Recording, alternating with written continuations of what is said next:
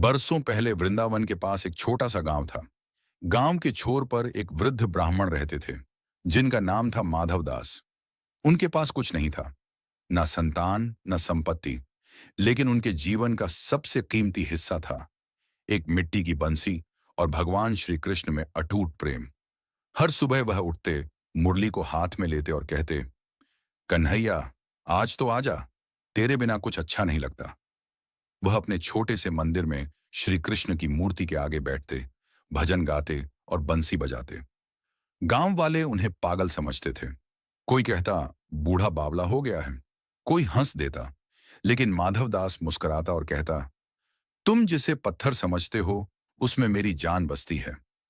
एक दिन गांव में मेले का आयोजन हुआ। हर कोई सज धज कर वहां गया। चारों ओर संगीत, मिठाई, खिलौनों की दुकानें और रास लीला की तैयारी हो रही थी।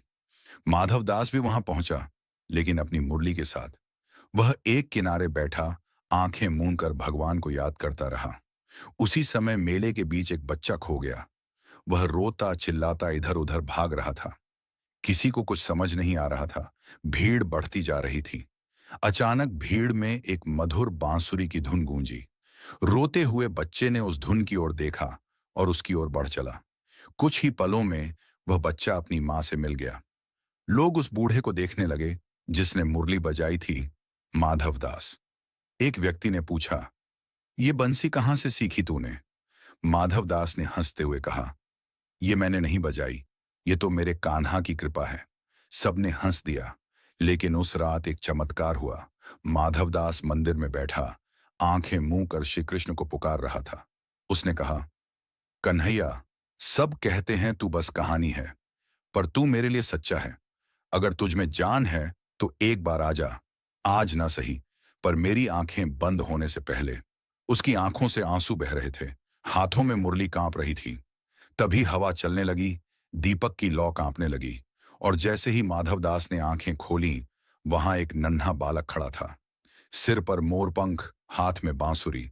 उसने मुस्कुराकर कहा, बाबा, बांसुरी तो तुमने बहुत सुंदर बजाई, अब मेरी बारी है। माधवदास कुछ बोल नहीं पाया, बस आंसू बहते रहे। बालक ने बंसी बजाई, इतनी मधुर कि पूरा वातावरण जैसे थम गया। फिर वह बालक गायब हो गया।